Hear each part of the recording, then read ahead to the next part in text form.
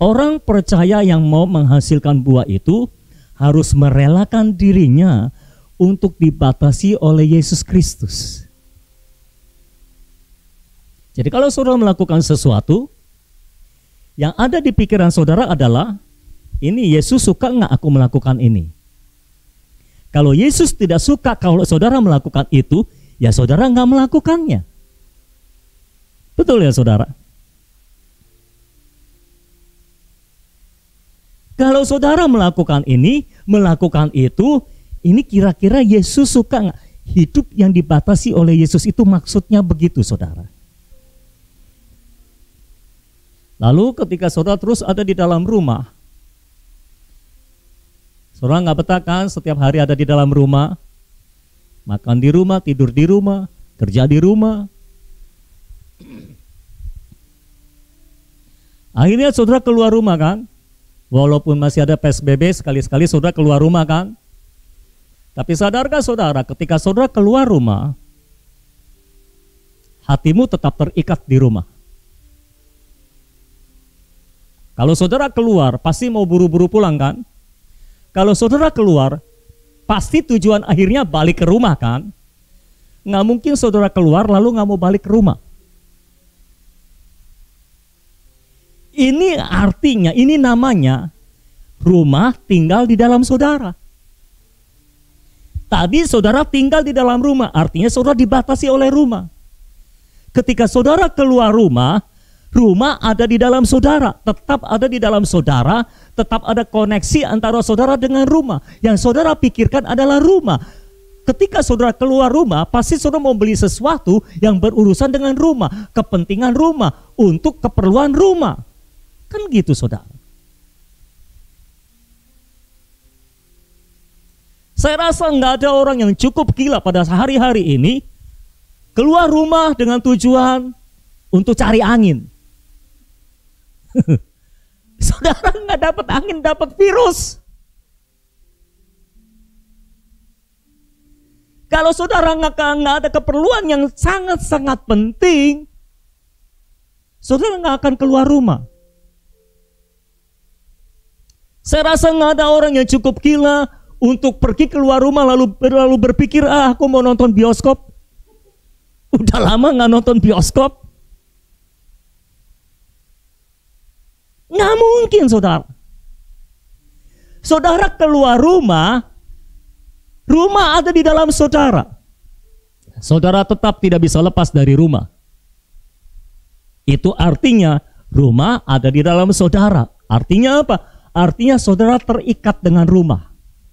Ketika engkau ada di dalam rumah, artinya engkau dibatasi oleh rumah. Ketika engkau keluar rumah, tapi rumah ada di dalam saudara, artinya engkau diikat, tetap terikat, tetap terkoneksi dengan rumah. Jadi apa artinya Kristus? Kita tinggal di dalam Kristus dan Kristus tinggal di dalam kita.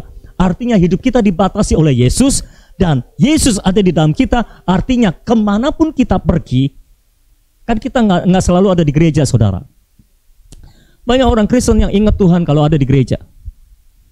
Kalau nggak ada di gereja, lupa Tuhan. Nah sekarang sudah berapa bulan saudara nggak ke gereja? Berarti nggak ada yang ingat Tuhan.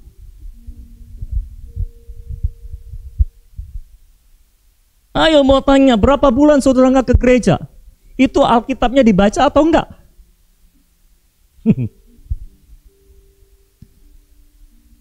Ayo berapa bulan nggak ke gereja? Berdoa atau enggak di rumah? Kalau seandainya saudara nggak pergi ke gereja, saudara lost koneksi dengan Tuhan. Kristus tidak ada di dalam saudara, dan saudara tidak ada di dalam Kristus, tidak ada koneksi antara saudara dengan Dia. Engkau tidak bisa berbuah banyak. Makanya saat-saat ini adalah ujian bagi banyak orang Kristen. Apakah mereka tinggal di dalam Kristus dan Kristus tinggal di dalam mereka? Saya mau berkata dengan terus terang, hanya orang-orang yang tinggal di dalam Kristus dan Kristus tinggal di dalam dia, yang akan tetap menghasilkan buah bahkan di tengah-tengah krisis sekalipun. Bahkan justru di tengah-tengah kegelapan dunia yang makin gelap, dia malah makin bersinar terang.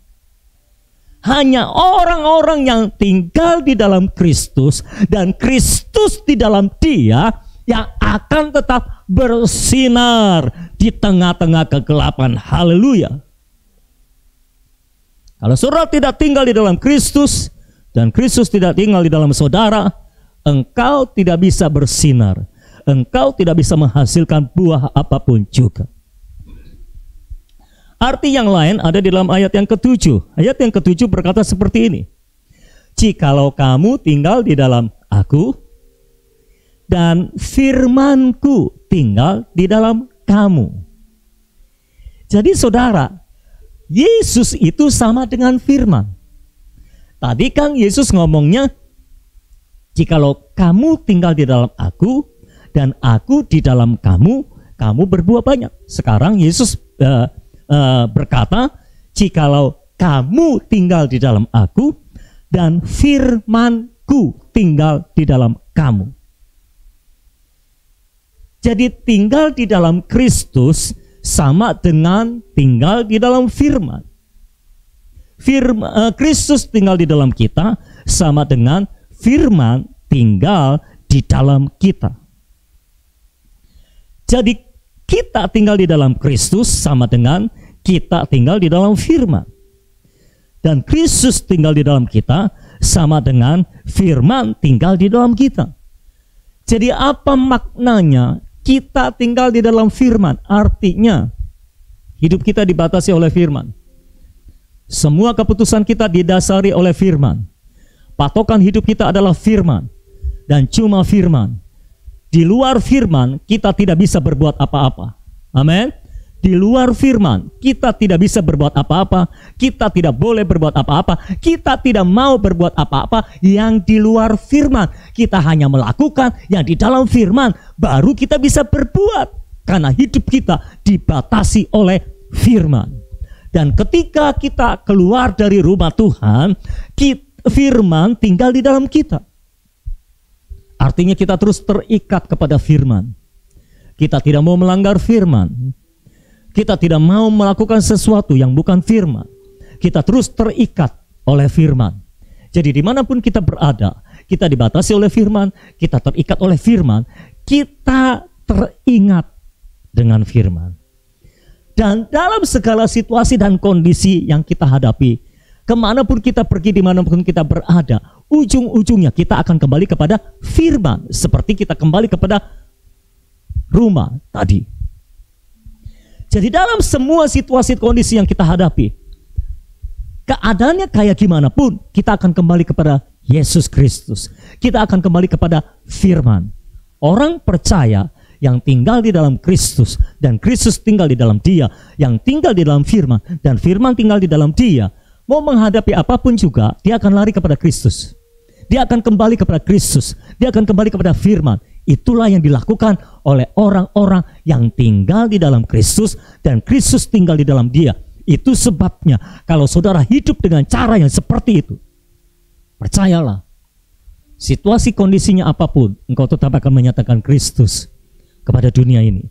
Situasi kondisinya mau kayak gimana pun, mau seperti apapun, engkau tetap akan bersinar, menyinarkan cahaya Kristus di tengah kegelapan.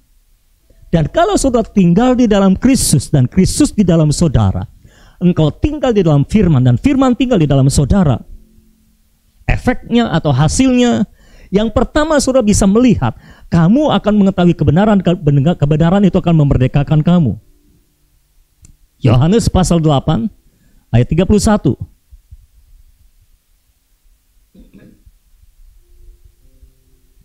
Yohanes pasal 8 ayat 31. Ayat ini paralel dengan tinggal di dalam Kristus. Sudah di situ semua? Yohanes 8 ayat 31 dan 32. Maka katanya kepada orang-orang Yahudi yang percaya kepadanya. Perhatikan, Yesus berkata kepada orang-orang Yahudi yang percaya kepadanya, jikalau kamu tetap dalam firman-Ku, atau jikalau kamu tinggal dalam firman-Ku, kamu benar-benar adalah murid-Ku, dan kamu akan mengetahui kebenaran, dan kebenaran itu akan memerdekakan kamu. Jadi perhatikan saudara, jikalau saudara tinggal di dalam Kristus,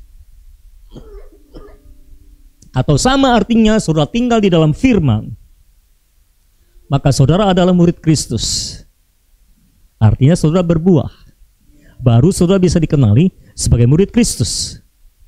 Dan ketika saudara tetap tinggal di dalam firman, maka saudara akan mengetahui kebenaran, dan kebenaran itu akan memerdekakan saudara. Setiap orang yang tinggal di dalam Kristus adalah orang yang merdeka. Setiap orang yang tinggal di dalam firman adalah orang yang merdeka. Apa yang memerdekakan mereka? Kebenaran.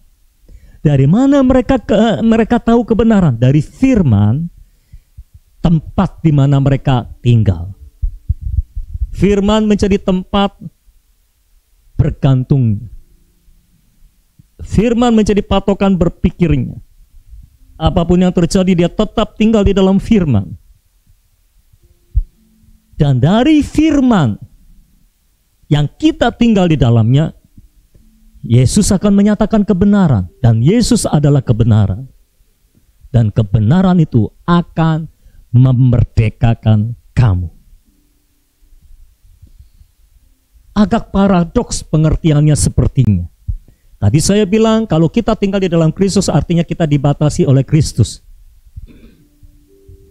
Kita terikat oleh Kristus. Tetapi Yohanes 8 berkata, jika kita tinggal di dalam Kristus atau tinggal di dalam firman, maka kita akan mengetahui kebenaran, dan kebenaran itu akan memerdekakan kamu. Jadi apakah kita orang yang terikat atau merdeka? Jadi apakah kita orang yang terbatas atau merdeka? Secara manusiawi kelihatannya kita terbatas. Secara manusiawi kelihatannya kita terikat. Tapi secara ilahi kita adalah orang-orang merdeka. Bahkan paling merdeka. Lebih merdeka daripada semua orang yang merasa bebas pada waktu-waktu ini. Kita adalah orang yang paling merdeka. Kita adalah orang yang paling bebas merdeka. Di dalam Kristus kamu akan mengetahui kebenaran, dan kebenaran itu akan memerdekakan engkau. Bagi semua saudara yang pada hari-hari ini engkau sedang terikat, terpenjara dengan berbagai sakit penyakit, dengan berbagai dosa dan kelemahan, tetap tinggal di dalam firman, maka engkau akan mengetahui kebenaran, dan kebenaran itu akan memerdekakan engkau.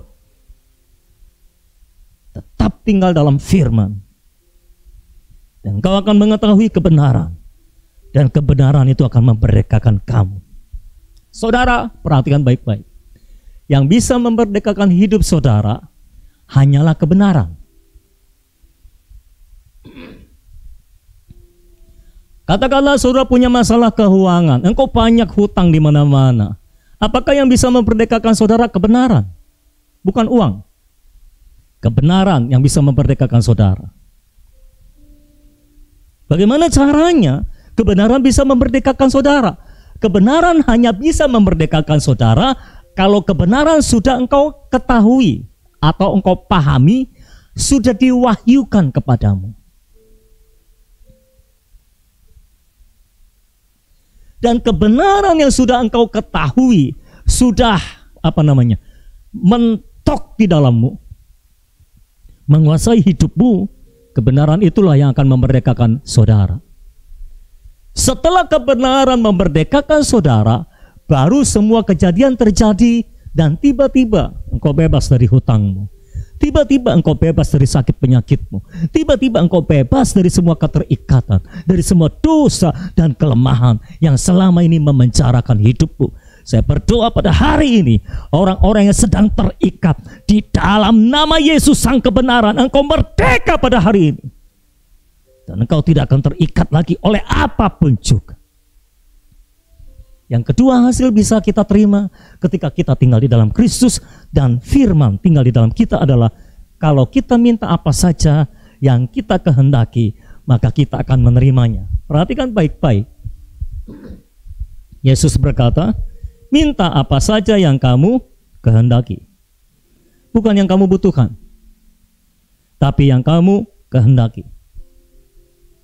Jadi ketika saudara tinggal di dalam Kristus dan Kristus tinggal di dalam saudara, ketika saudara tinggal di dalam firman dan firman tinggal di dalam saudara, saudara berdoa apa saja, doamu dikabulkan. Minta apa saja yang kamu kehendaki, kamu akan menerimanya. Kenapa Yesus bisa memberikan jaminan? Bukan apa yang kamu butuhkan, tetapi apa yang kamu kehendaki, aku akan memberikannya, kamu akan menerimanya.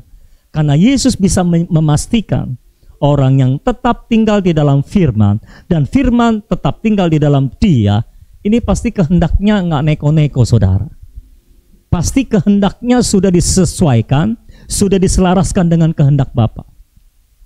Dia pasti meminta sesuatu yang sesuai dengan kehendak Bapa.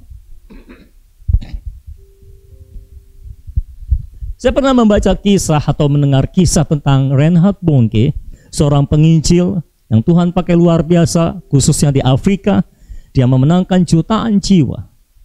Sekali ibadah KKR-nya bisa dihadiri oleh jutaan jiwa, bahkan bukan hanya ratusan ribu. Ratusan ribu, banyak sekali yang hadir dalam KKR-nya.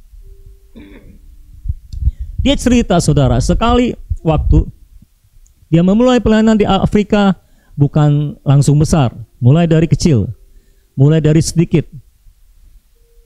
Pada awal-awal pelayanannya, dia punya masalah keuangan. Kalau nggak salah, dia mengontrak rumah dan harus bayar kontrakan rumah $50 kalau nggak salah. Dia nggak punya uangnya. Dia berdoa, uangnya nggak datang juga, saudara. Sampai sore hari di mana batas waktu yang sudah ditentukan, uangnya nggak datang juga. Dia berdoa, saudara. Akhirnya dia bergumul dengan Tuhan. Lalu Tuhan tanya sama dia, kamu mau nggak aku kasih $1 juta Amerika? Oh, itu godaan yang luar biasa, saudara. Kalau sekarang saudara ditanya oleh Tuhan, kamu mau nggak aku kasih $1 juta? Kira-kira saudara jawabnya apa? Walaupun saudara tidak ada di sini, saya banyak mendengar seruan hati mau gitu, saudara. $1 juta mau nggak? Reinhard langsung berpikir, wah, dengan $1 juta aku bisa memenangkan lebih banyak jiwa, aku bisa melakukan banyak hal bagi pekerjaan Tuhan. Itu saja pikirannya sudah bagus, saudara. Dia berpikir dari sudut kepentingan Tuhan. Dia mau gunakan $1 juta untuk kepentingan Tuhan, memenangkan jiwa-jiwa bagi kerajaan sorga. Itu pikirannya sudah bagus banget, saudara. Mungkin jarang orang Kristen memiliki pikiran seperti itu. Tapi satu titik dia berpikir ulang. Dan akhirnya dia menjawab Tuhan. Dia berkata, Tuhan, aku nggak mau engkau berikan aku $1 juta. Aku mau engkau memberikan aku 1 juta jiwa. Bukan dolar, tapi jiwa. Itulah orang yang tinggal di dalam Kristus. Dan Kristus tinggal di dalam dia, saudara. Kehendaknya itu sudah disesuaikan. Dia punya kehendak sama dengan Yesus. Dia tidak minta $1 juta. Bahkan kalaupun Tuhan ingin memberikannya, dia nggak mau $1 juta. Dia minta 1 juta jiwa. Dan itu sebabnya apa yang dia minta, yang dia kehendaki, dia menerimanya. Dia meninggal dalam usia 79 tahun. Dan menurut catatan, Dalam KKR-nya dia sudah memenangkan 70-an juta jiwa, saudara-saudara. Jadi kira-kira rata-rata mungkin 1 tahun dia memenangkan 1 juta jiwa lewat pelayanannya. Dia menerima apa yang dia minta, apa yang dia kehendaki, karena kehendaknya sudah selaras dengan kehendak Tuhan.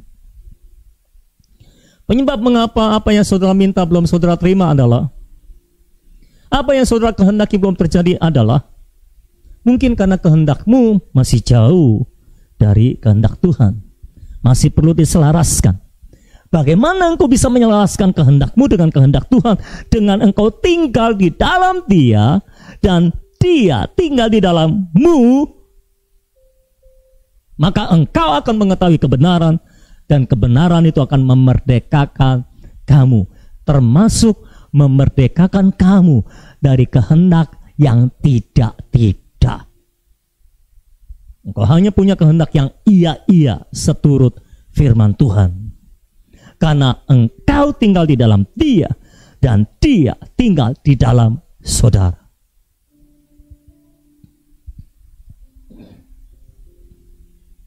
Tadi kita sudah melewati ayat 2 dan ayat yang ketiga. Sekarang saya mau membahas ayat 2. Jadi saya sudah membahas untuk berbuah, ada bagian Bapa dan ada bagian saudara. Bagian Bapa dia sudah mengerjakan segala hal untuk membuat saudara berbuah. Dan bagian saudara adalah tinggal di dalam Kristus dan Kristus tinggal di dalam saudara. Punya pengertian yang sama dengan saudara tinggal di dalam firman dan firman tinggal di dalam kita. Ilustrasinya adalah PSBB. Saudara dikarantina di rumah, ingat itu. Jadi PSBB punya makna yang besar buat saudara pada hari ini. Ayat 2. Setiap ranting padaku yang tidak berbuah, dipotongnya. Dan setiap ranting yang berbuah, dibersihkannya, supaya ia lebih banyak berbuah.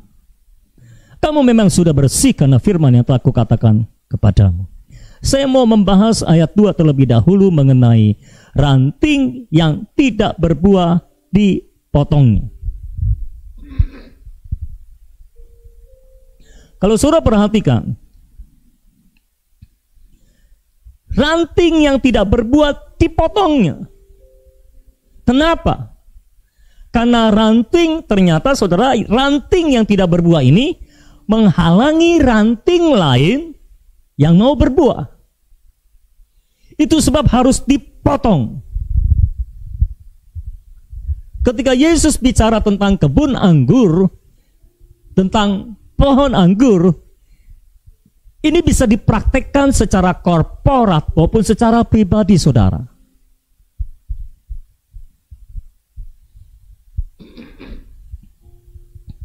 Kalau saudara perhatikan ayat yang ke-6, ayat yang ke-6 berbunyi demikian. Barang siapa tidak tinggal di dalam aku, artinya tidak berbuah, ia dibuang keluar seperti ranting dan menjadi kering. Jadi maksudnya dipotong adalah saudara dibuang keluar seperti ranting dan menjadi kering.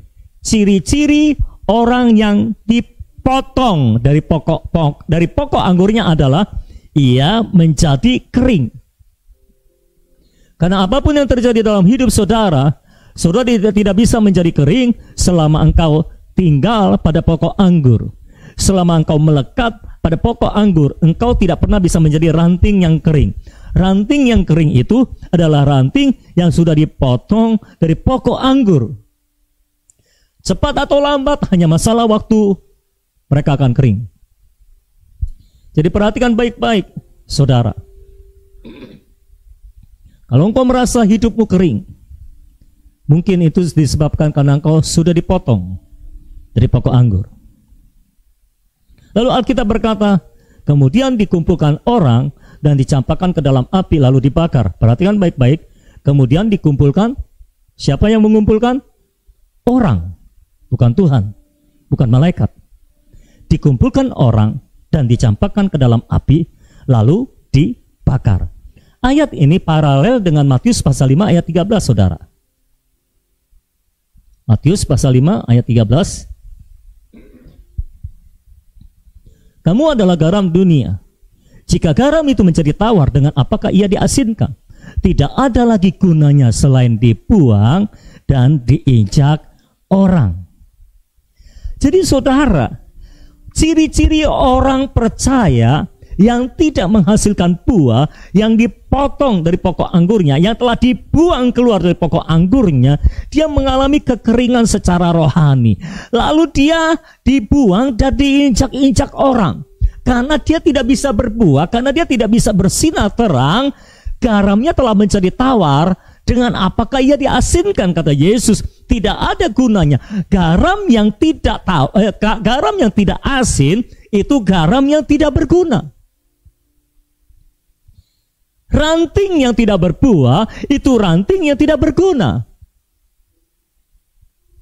Karena itu harus dipotong. Kalau saudara sebagai garam tidak berfungsi untuk mengasinkan, saudara tidak berguna, saudara akan dibuang dan diinjak orang.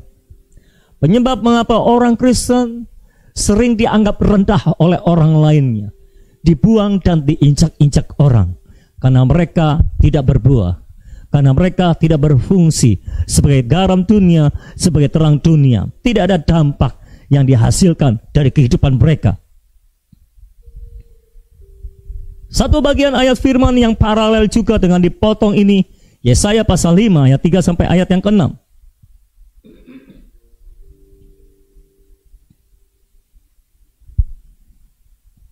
Yesaya pasal 5 ayat 3 sampai ayat yang ke-6. Firman Tuhan berbunyi demikian. Maka sekarang hai penduduk Yerusalem dan orang Yehuda, adililah antara aku dan kebun anggurku itu. Apatah lagi yang harus diperbuat untuk kebun anggurku itu yang belum kuperbuat kepadanya? Jadi artinya Tuhan sudah berbuat segala cara untuk saudara berbuah. Aku menanti supaya dihasilkannya buah anggur yang baik. Mengapa yang dihasilkannya hanya buah anggur yang asam? Maka sekarang aku mau memberitahukan kepadamu apa yang hendak kulakukan kepada kebun anggurku itu. Aku akan menebang pagar durinya. Ini dipotong, dibuang. Bapak akan menebang pagar durinya, perlindungan dia diangkat, sehingga kebun itu dimakan habis dan melanda temboknya, sehingga kebun itu diinjak-injak, kembali diinjak-injak. Aku akan membuatnya ditumbuhi semak-semak, tidak dirantingi dan tidak disiangi, sehingga tumbuh putri malu dan rumput. Aku akan memerintahkan awan-awan supaya jangan diturunkannya hujan ke atasnya. Ketika saudara tidak menghasilkan buah, dan Tuhan sudah menantikan saudara untuk menghasilkan buah bertahun-tahun, tapi saudara juga tidak menghasilkan buah,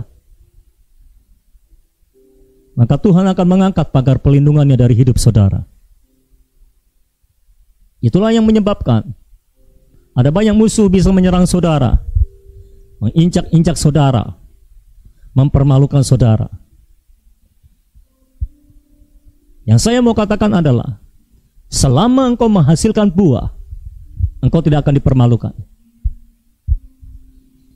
Orang Kristen dengar, engkau ada di dunia ini bukan untuk dipermalukan. Yesus menempatkan saudara di dunia ini bukan untuk dipermalukan, bukan untuk diinjak-injak dan dibuang orang. Tuhan menempatkan engkau di dunia ini supaya engkau bersinar di tengah kegelapan, supaya engkau diangkat tinggi seperti bintang-bintang di langit.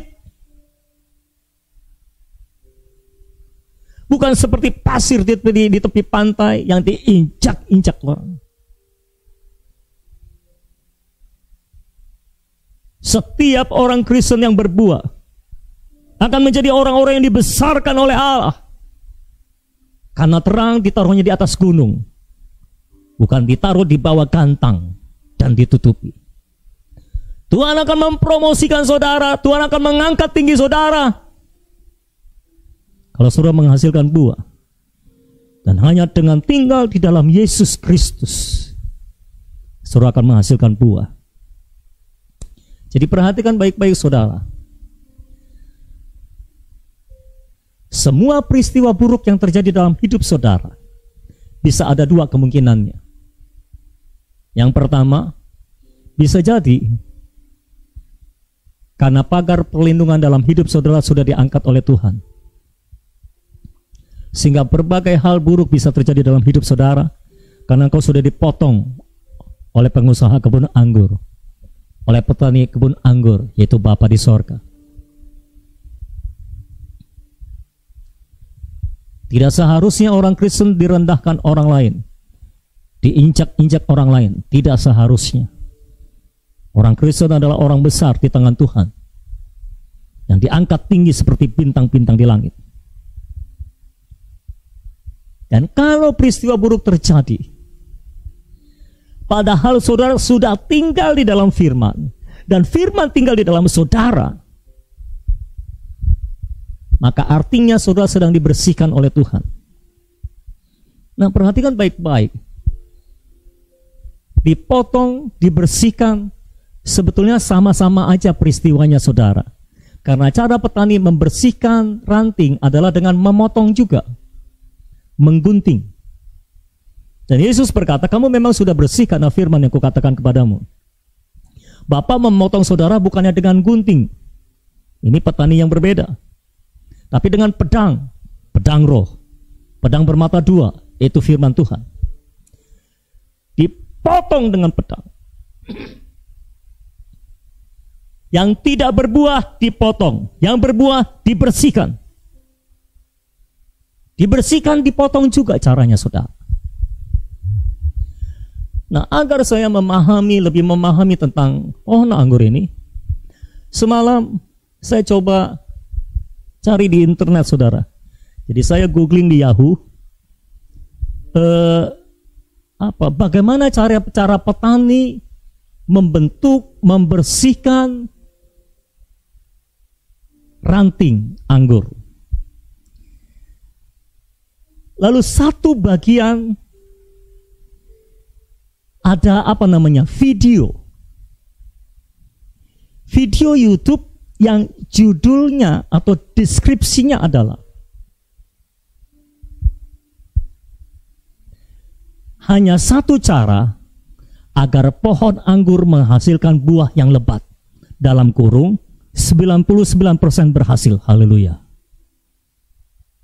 Saya ulangi, deskripsinya adalah hanya satu cara agar pohon anggur berbuah lebat, dalam kurung 99% berhasil. Jadi dalam video itu diceritakan ada seorang yang jadi hostnya gitu. Dia datang ke seorang petani kebun anggur yang sudah berpengalaman. Lalu dia bertanya, Pak, gimana caranya supaya pohon anggur berbuah lebat? Soalnya dia bilang, ada teman saya yang sudah mengusahakan kebun anggur, sudah dipupuki dengan baik, sudah diberikan bibit yang baik, tapi toh tidak berbuah. Kenapa? Apa sebabnya? Bagaimana caranya? Kok Bapak bisa menghasilkan buah yang banyak pohon anggurnya? Bapak itu menjelaskan sambil pegang gunting saudara. Dan saudara tahu, sambil dia jelaskan dia potong-potong. Bagaimana caranya agar pohon anggur berbuah lebat? Cuma satu caranya, dipangkas atau dipotong. Lalu dengan dengan mudahnya dia potong. Nah, ini harus dipotong, kres. Ini harus dipotong, kres. Ini harus dipotong, kres. Sampai hostnya bilang, "Lah, Bapak tega amat. Kok tega amat motongnya? Pokoknya ini harus dipotong, kres. Ini harus dipotong, kres. Ini harus dipotong, kres." Ternyata saudara, ranting itu ada banyak macamnya, ada banyak cabangnya. Ada ranting premier, ada ranting primer maksudnya, ada ranting sekunder, ada ranting tertier. Nah, ini rupanya bicara tentang secara korporat, kita ini kebun anggurnya Tuhan, kita dibentuk oleh Tuhan, dipotong oleh Tuhan. Ada ranting primer, mungkin ini adalah level kepemimpinan saudara. Ada ranting sekunder, ini second line-nya. Ada ranting tertier, nah mungkin ini jemaatnya saudara. Nah, sorry kalau saya harus menceritakan apa yang saya tonton dengan jujur. Kebanyakan ranting-ranting tertier ini dipotong-potongin karena tidak berbuah dan menghambat ranting-ranting lainnya untuk berbuah.